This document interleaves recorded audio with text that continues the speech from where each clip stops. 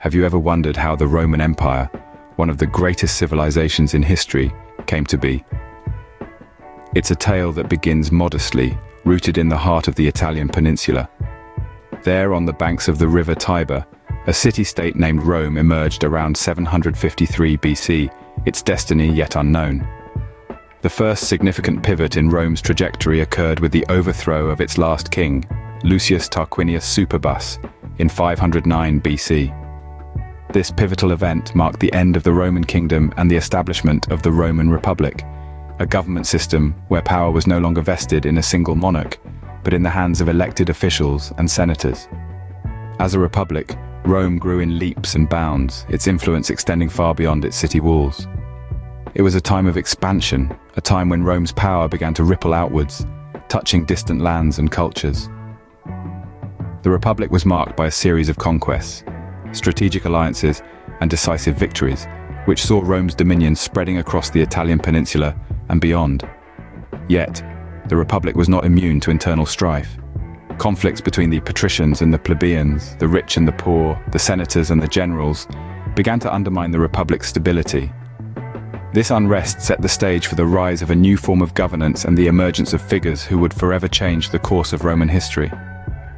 One such figure was Julius Caesar, a charismatic general who seized power in a civil war, only to meet his end in a conspiracy woven by his own senators. His death, however, paved the way for his adopted son, Octavian, later known as Augustus, to rise. Augustus would ultimately transition Rome from a republic to an empire, becoming its first emperor. Under Augustus, Rome entered an era of relative peace and prosperity, known as the Pax Romana or Roman peace, a time when art, literature, and architecture flourished. The stage was set for Rome to become an empire, marking the start of a new era. Rome, now an empire, was ready to reach unprecedented heights. In the wake of its transformation, the Roman Empire experienced a period of unparalleled peace and prosperity, known as Pax Romana, or the Roman peace.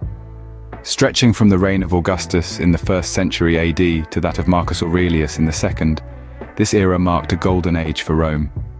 Imagine a realm where the wheels of commerce turned smoothly, where the arts flourished, where architectural wonders were erected that would stand the test of time, and where the Roman law, justice, and administrative system spread across the known world.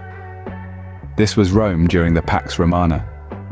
Under the rule of emperors like Trajan and Hadrian, the empire expanded its reach, with its borders stretching from the damp mists of Britain to the burning sands of Egypt, from the Atlantic Ocean to the Persian Gulf. Rome was not just a city or a state, but a vast, multicultural empire, a melting pot of languages, cultures, and religions. Under Trajan, Rome reached its maximum territorial extent. His successor, Hadrian, fortified these borders, erecting his famous wall in Britain, and focused on consolidating the empire's vast territories. Their reigns were not just about territorial expansion, but also cultural and infrastructural development. The construction of iconic infrastructure like the Colosseum, the aqueducts, and Hadrian's Wall speak volumes about the architectural prowess of the Romans. The empire was a network of cities connected by roads, all leading to Rome, the heart of the empire. The arts and culture also flourished during this golden age. Literature, philosophy, and science thrived, with works from this period still influencing modern thought. Yet even in this golden age, Rome was not without its problems. The empire was vast, and its administration complex. The seeds of discontent were being sown, both within the empire and at its borders. The very success of Rome had sown the seeds of its own downfall. But even at its zenith, the seeds of Rome's downfall were already sown. But what happens when an empire becomes too vast to control? This is the question that plagued the mighty Roman Empire, leading to its inevitable division. At the heart of the split was Emperor Diocletian, a man who understood the sheer complexity of governing such an extensive territory. The empire was teetering under the weight of its own enormity, grappling with a host of political, economic, and social challenges. The consistent threat of external invasions, coupled with internal strife and economic instability, created a volatile environment that was simply too much for a singular administrative center to handle. Diocletian's solution was as radical as it was necessary. He divided the empire into eastern and western halves in the late 3rd century, a move that would forever change the face of Rome. Each half was to be ruled by a separate emperor, a system known as the Tetrarchy. This decision was not merely a strategic one, but was also a reflection of the distinct identities developing within the empire. The eastern and western halves of the empire were not just geographical divisions, they represented two distinct cultures, economies, and political systems. The West, with Rome as its capital, was the more traditional half, maintaining the Latin language and Roman law. Its economy was predominantly agrarian, and its political structure was deeply rooted in the old Roman Senate. The East, on the other hand, with Byzantium as its capital, later renamed Constantinople, was more cosmopolitan. Greek was the lingua franca, and its economy thrived on trade and commerce. Its political system was more autocratic, influenced by the Hellenistic monarchies of the past. These differences were not merely cosmetic, they had deep implications for the future of the empire. The split created two distinct entities, each with its own strengths and weaknesses, each facing its own unique set of challenges. The split marked a pivotal moment in Rome's history, setting the stage for its eventual fall. As we'll see, the division of the Roman Empire was a double-edged sword, providing temporary relief but also sowing the seeds of future conflict. The Western Roman Empire, once the epitome of power and grandeur, was on the verge of collapse.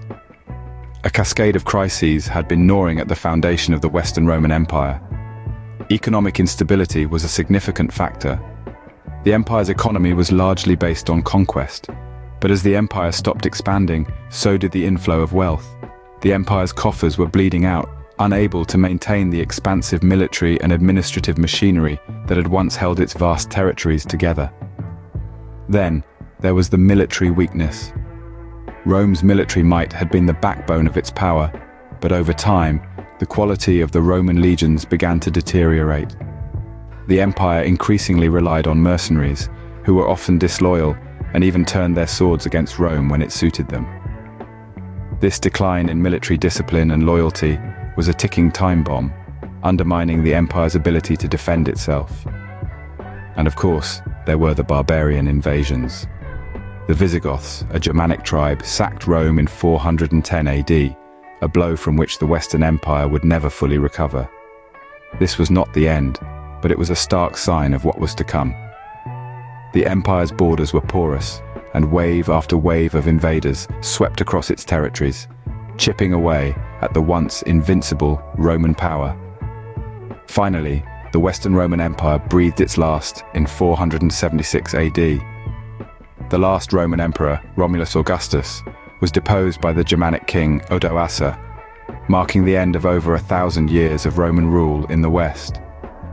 The empire that had once stretched from the British Isles to the sands of North Africa, from the Atlantic Ocean to the rivers of Mesopotamia, was no more.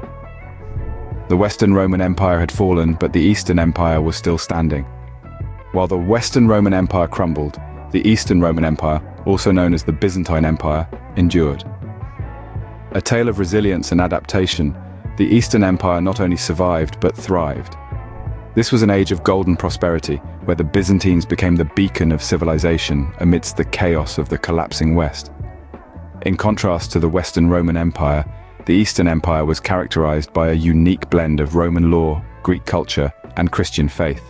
The city of Constantinople, the empire's capital, was a melting pot of these influences, and its strategic location between Europe and Asia made it a hub of trade and culture. This rich cultural mix was reflected in the Byzantines' art, language, and religion. The Eastern Empire was predominantly Orthodox Christian, a stark contrast to the West's Roman Catholicism. This religious divergence led to the Great Schism of 1054, which permanently split Christianity into the Eastern Orthodox and Western Catholic branches. But the Byzantine Empire was not just about cultural and religious divergence, it was a powerhouse of intellect and learning. The Byzantines preserved the knowledge of the ancient Greeks and Romans, acting as a bridge to the Renaissance. Their scholars translated classical works into Arabic, which later found their way back to Europe and sparked an intellectual revival. However, the Eastern Roman Empire was not immune to the passage of time. After 1,000 years of existence, it finally succumbed to the Ottoman Turks in 1453. The fall of Constantinople marked the end of the Roman Empire, but the legacy of Byzantium lived on. The Byzantine influence on Orthodox Christianity is still evident today, from the iconic onion domes of Russian churches to the liturgical chants echoing in Greek monasteries. And the preservation of classical knowledge by Byzantine scholars has made an immeasurable contribution to our understanding of the ancient world. Even in its fall, the Roman Empire left an indelible mark on history, shaping the world as we know it today. The story of the Eastern Empire serves as a testament to the enduring legacy of Rome, a legacy that continues to shape our world in countless ways.